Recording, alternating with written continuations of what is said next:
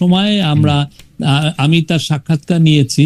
তো সেই সাক্ষাৎকার আমরা ওই লন্ডন থেকে আমরা তার সাক্ষাৎকার আমরা নিয়েছি।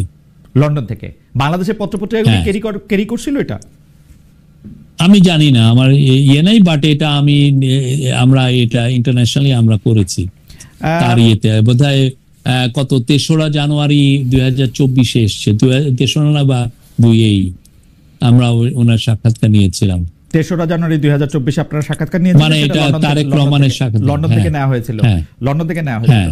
সেটা কি ওইটা যেটা তারেক সাহেব হচ্ছে লিখিত পাঠাইছিলেন বিভিন্ন জায়গায়, আমরা দেখতে পেয়েছিলাম যে একটা লিখিত প্রশ্ন লিখিত উত্তর, সেটা নাকি আপনারা উনাকে আসলে টেলিফোনে বা সামনাসামনি বসে অডিও ওরকম কোনো সাক্ষাৎকার, নাকি এটা ইমেলের মাধ্যমে ওনার একটা সাক্ষাৎকার বিভিন্ন জায়গায় পৌঁছাইছিল, কেউ তার এটা নেয় নাই, এটা আরো ২-৪টা জায়গায়ও ছাপা হয়েছিল, ওইটা কি ওইটা? না না, আমরা অ্যাপ্রোচ করেছি, আমরা ওনার সাথে অ্যাপ্রোচ করেছি, আমরা ওনার ওইখানে ফটোগ্রাফারও পাঠিয়েছি, উনি ফটো শুটও হয়েছে, উনি ওইখান থেকে ফটো দিয়েছেন ইয়েতে। আমার মনে হয় না বাংলাদেশে পত্রপত্রিকা আমি এটা দেখেছি। যাই হোক, শফিক ভাই, বিএনপি নেতা ইশরাক হোসেনকে আসলে মেয়র পদে নিয়োগ দেওয়া হচ্ছে না, বলা হচ্ছে জনাব আসিফ মোহাম্মদ সজীব ভুঁইয়া এটা দিচ্ছেন না, কারণ আসিফ মোহাম্মদ সজীব ভুঁইয়া তার নিজের লোকদেরকে মেয়র পদমর্যাদার লোক বানান, দক্ষিণে তাকে মেয়র পদে সকল কিছু থাকা সত্ত্বেও সেটা উনি একলা দিচ্ছেন না, উত্তরে তিনি তার পছন্দের একজনকে, যারে নিয়ে আসলে অনেক কথা আছে, তাকে ইনি প্রশাসক বানাইছেন।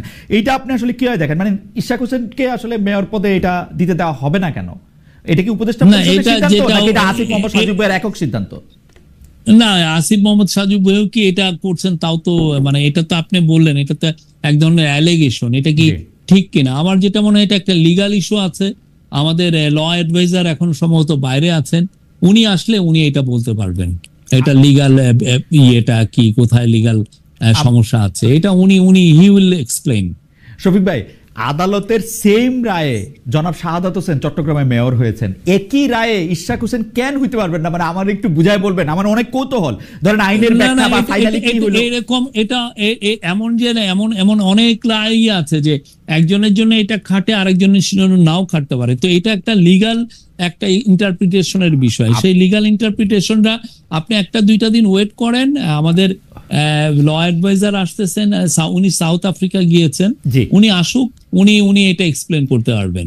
এই মুহূর্তের বিবেচনায় কি আপনারা বিষয়টা এক্সপ্লেন করে একটা ইয়া দিতে পারেন, মানে প্রেস উইং থেকে? এটা তো ওনার জায়গা, এটা ভেরি মাচ ওনার টেরিটরি, আর এটা লিগাল ইস্যু আছে এখানে, তো উনি এসে এটা বলবেন আমাদের ধারণা। মানে উনি তো আদালতের রায়, মানে সুপ্রিম কোর্টের রায় তিনি আসলে এটাই তো বললাম আমি, তো এই যে লিগাল ইস্যুগুলো তো ওনারা ডিল করেন, সুপ্রিম কোর্টের উপর কোর্ট আছে মানে না কোর্টের এটা না, আমি বলছি যে উনি এসে এটা জানাতে পারবেন, যে ইন্টারপ্রেটটা উনি করতে পারবেন, উনি সাংবাদিকদের কোশ্চেন নেবেন, কোনো চিন্তা, আমরা যথেষ্ট ট্রান্সপারেন্ট করবেন। আপনার যেটা হচ্ছে যে 2-1 দিন দেরি হচ্ছে, উনি আসুক, কথা বলবেন উনি। শফিক ভাই, সরকারের সবশেষ ঘোষণা অনুযায়ী জুনের 10 তারিখের মধ্যে জুলাই ঘোষণাপত্র প্রকাশ করতে হবে।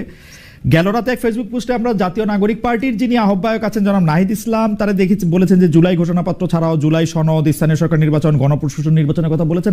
আমরা দেখতে পাচ্ছি যে জনাব মির্জা ফখরুল ইসলাম আলমগীর, বিএনপির যিনি সেক্রেটারি জেনারেল আছেন, তিনি বলছেন সুপরিকল্পিতভাবে জাতীয় নির্বাচন পিছিয়ে দেওয়ার পায়তারা চলছে। আপনি বিষয়টি একটু বলবেন যে আপনারা আসলে কিভাবে দেখেন? 10 জুনের মধ্যে কি জুলাই ঘোষণাপত্র প্রকাশিত হচ্ছে? 10 জুনের মধ্যে জুলাই ঘোষণাপত্র প্রকাশিত হওয়ার পরে আসলে নির্বাচনটা কি ডিসেম্বর, জানুয়ারি, ফেব্রুয়ারির মধ্যে হচ্ছে কিনা? নির্বাচন, আমাদের চিফ অ্যাডভাইজার বারবার বলেছেন যে নির্বাচন ডিসেম্বর থেকে জুনের মধ্যে হবে। আমি ওনার সাথে 9.5 মাসের মতো কাজ করছি। আমি একটা জিনিস বলতে পারি, উনি কথা একটা বললে কথা রাখেন, উনি কথার ব্যত্যয় করেন না। এবং আমি ওনার অভিজ্ঞতায় বলি, আমি একবার ওনার সাথে কথা রাখতে পারি নাই, উনি কিন্তু আমাকে পরে বলছেন তুমি কথা দিলে তুমি রাখতে পারলা না কেন। ওনার এই জায়গাটা আমি দেখেছি। তা আমি আশ্বস্ত করতে চাই যে ইলেকশন ডিসেম্বর থেকে জুনের মধ্যে হবে, উনি এটা বারবার জানিয়েছেন। উনি কিন্তু কখনো কোনো এখানে আপনি কেউ বলতে পারবে না যে উনি একবারও বলেছেন যে ইলেকশন জুন মাসের 30 তারিখের পরে হবে। উনি বলছেন যে ডিসেম্বর থেকে জুনের মধ্যে হবে। তো এটা নিয়ে আমার মনে হয় কোনো ধোঁয়াশার কিচ্ছু নাই। বিএনপি যেটা চাচ্ছেন, এটা আমি যদি পলিটিক্যাল পার্টি হইতাম আমিও হয়তো বা চেতাম, ওনারা একটা ডেট চাচ্ছেন। তো সেটা নিয়ে আমাদের কাউন্সিল অফ অ্যাডভাইজার, বাট আমরা এর আগে কিন্তু অনেকে মনে করছেন আপনারা একটু বেশি সময় ক্ষমতা থাকতে চান। না না না, এটা একদমই এইখানে কেউ আসেন নাই যে ক্ষমতা আঁকড়ে পড়ে থাকতে। এটা একটা আমি বলবো যে এটা বাজে ধারণা। সবাই একটা একটা গুরু দায়িত্ব নিয়ে এসছেন এবং দায়িত্বটা কমপ্লিট করে ওনারা চলে যাবেন। আর এই যে নির্বাচনের ডেটটা কেন দেওয়া হয় না, এটা প্রফেসর ইউনূসও কিন্তু এটা নিয়ে কিন্তু এক্সপ্লেন করেছেন। উনি কি বলেছেন? উনি বলেছেন যে এটা ডিপেন্ড করবে যে আমরা কি পরিমাণ রিফর্ম করছি। রিফর্ম মানে পলিটিক্যাল রিফর্ম। আমরা তো এমনি অন্যান্য রিফর্ম গুলো হচ্ছে অলরেডি কন্টিনিউয়াস প্রসেস।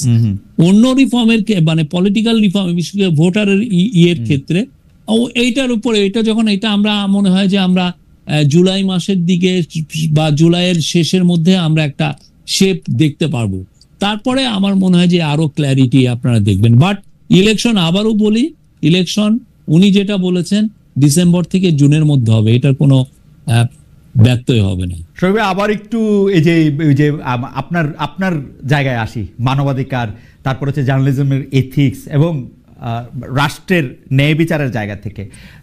আপনার কাছে কি মনে হয় যে আসলে বিগত সরকারের সময়টা একটা লম্বা সময়, 15 বছর, সেই সময় বিভিন্ন শিল্পী, বিভিন্ন কলাকুশলী, বিভিন্ন সচিব, বিভিন্ন সামরিক সচিব, তারা নানার সময় নানা কারণে সরকারের কেউ ঘনিষ্ঠ ছিলেন, কেউ ঘনিষ্ঠ ছিলেন না। এখন সাংবাদিকদের মধ্যেও কেউ কেউ, তো এইটার মধ্যে কার বিরুদ্ধে মামলা করা হবে, কাকে বিদেশ যেতে দেওয়া হবে, কাকে ছেড়ে দেওয়া হবে এবং কাকে দেওয়া হবে না, এটার মধ্যে কি আপনাদের একটা পিক এন্ড চুজ কাজ করতেছে?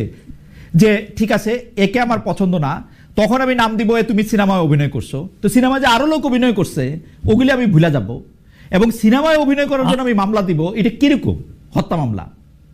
আমরা মনে করি যে মানে হোম মিনিস্ট্রি বা পুলিশ তার কাজে আমরা সাধারণত কখনোই, আমার মনে পড়ে না যে আমরা ইন্টারফেয়ার করি। পুলিশ তার কাজটা করে, তো সেই অনুযায়ী আপনারা দেখছেন। আপনাদের যদি মনে হয় যে আমরা ইন্টারফেয়ার করছি, আমরা ওয়েলকাম জানাই।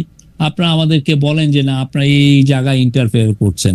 এই গভর্নমেন্ট এই জিনিসটা আমি মনে করি না। শফিক ভাই, কেন মনে হয় আমি আপনাকে বলি, যে হত্যা চেষ্টা মামলায় অভিনেত্রী নুসরাত ফারিয়াকে গ্রেফতার করা হয়েছে, তিনি সেই মামলার 207 নম্বর আসামি।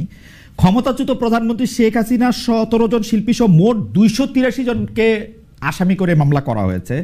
এই মামলাটা 283 জন একত্র হইয়া একটা হত্যা মামলা কিন্তু এইটা করা হয়েছে। এইটার মানে আপনি কি মনে করেন, এর মধ্যে আবার যে ওকে ধরা হইলো, ওনাকে ধরা হইলো, মামলা নিয়ে আমাদের ল অ্যাডভাইজার অনেক বলেছেন। সত্যিকার অর্থে এই মামলাগুলো তো আমরা দেখছি যে অনেকে এই ধরনের অনেক মামলা হয় যে এক ধরনের এক্সটোরশন করার জন্য। এটা যে ওনারা আমাদের ল অ্যাডভাইজার বলেছেন, হোম অ্যাডভাইজার এগুলো নিয়ে বলছেন। কিন্তু আনফরচুনেটলি সমস্যাটা যেটা হচ্ছে যে কেউ যদি এসে থানায় মামলা করে, হয় কি থানা নিতে বাধ্য হয়। আবার অনেক সময় থানা বলে যে না, আমি এই মামলা নিব না, এই মামলা নেওয়া যাবে না। পরে যায় কি, তারা আবার কোর্টে চলে যায়, কোর্টে গিয়ে আবার বলে যে না, এই মামলাটা নিতেই হবে। ফলে ওই কোর্ট যখন মামলাটা নেওয়ার পরে সেই মামলাটা নিয়ে এসে আবার কোর্টের অর্ডারটা নিয়ে এসে থানায় বলে যে এই মামলাটা নিতে হবে। তো এই ধরনের তো সিচুয়েশন তৈরি হচ্ছে। মানে আমরা, যাই হোক, আমি আবারও আপনার আরেকটা যে জায়গায় আপনি অনেকদিন কাজ করেছেন সেই অর্থনীতির জায়গায় একটু আসি। যে শর্ত পূরণ না হয় ঋণের কিস্তি ছাড় বন্ধ রেখেছিল আইএমএফ এর প্রধান শর্ত অনেকগুলির মধ্যে একটা ছিল ডলারের দাম বাজারের উপরে ছেড়ে দেওয়া। বাংলাদেশ ব্যাংকের গভর্নর আমাদের এই অনুষ্ঠানে এসে বলেছিলেন যে আইএমএফ এর শর্ত তারা এত সহজে মেনে নেবেন না। এপ্রিলের শেষের দিকে মে মাসের প্রথম সপ্তাহে অর্থ উপদেষ্টা বলেছিলেন যে আইএমএফ এর ঋণ প্রেসক্রিপশন তারা মানবেন না। কিন্তু হঠাৎ করে আমরা দেখলাম যে এনবিআর কে বিলুপ্ত করা হয়েছে এবং সেটা আইএমএফ এর, মানে এরকম একটা কঠিন সিদ্ধান্ত নেওয়া হচ্ছে, সেটা আইএমএফ এর পরামর্শ মেনেই। আপনি এটাকে নিয়ে আসলে কিভাবে দেখেন? না, আপনি যদি দেখেন যে এনবিআর কিন্তু এই 50 বছরে আমাদেরকে বারবার ফেল করছে। এনবিআর এর আমরা যে কাস্টমস এর যে সিস্টেম বা আমরা যে রেভিনিউ উঠাচ্ছি, একটা গভর্নমেন্ট বেঁচে থাকে, একটা গভর্নমেন্ট বা একটা দেশের ডেভেলপমেন্ট হয় হচ্ছে তার ট্যাক্সের টাকার উপরে, কিন্তু আমাদের কনসিস্টেন্টলি ফেল করছে। আমাদের ট্যাক্স জিডিপি রেশিও মাত্র 7.3-7.4%, যেটা সত্যিকার অর্থে একটা আফ্রিকার দরিদ্র দেশের মতো। তো আমার তো এমন করে চললে তো হবে না। এখন এই কারণে কিন্তু আমরাও নিজেরা বলছি, আমরা আমাদের মধ্যে থেকে এনবিআর রিফর্মের কথা কিন্তু নিজেরাও আমরা ফিল করছি যে এটাকে রিফর্ম করতেই হবে, আমাদের যে করেই হোক আমার ট্যাক্স জিটিপি রেশিও 10-এর উপরে নিতে হবে। এটা কি তো সেই ক্ষেত্রে আইএমএফ এর পরামর্শ? না, এটা আইএমএফ এর পরামর্শ না, এটা আইএমএফ এর সাথে আমাদের সাথে কথা মিলে গেছে। এই কিন্তু আমরা নিজেরাও এটা বলছিলাম যে আমাদের কাকতালীয় না, আমরা এটা বলছিলাম, আর আইএমএফ এটা নতুন কথা বলছেন, এটা অনেকদিন ধরে এই কথা বলছে। আমরাও মনে করছি যে এই এনবিআর এর রিফর্মটা একটা বড় চ্যালেঞ্জ, এই কাজটা করতে হবে। এটা সে একটা আমাদের মতো ইন্টারিম গভর্নমেন্টই হোক আর এটা একটা ইলেক্টেড গভর্নমেন্টই হোক, তার কাছে সামনের দিনগুলোতে এটা হবে বিগেস্ট একটা চ্যালেঞ্জ। বিকজ আপনি যদি টাকা সেই মতো উঠাইতে না পারেন ট্যাক্স, আপনি তো রাস্তা বানাতে পারবেন না, আপনি বেতন দিতে পারবেন না, আপনি এই যে একটা বিধবার স্টাইপেন্ড দিবেন সেটা দিতে পারবেন না।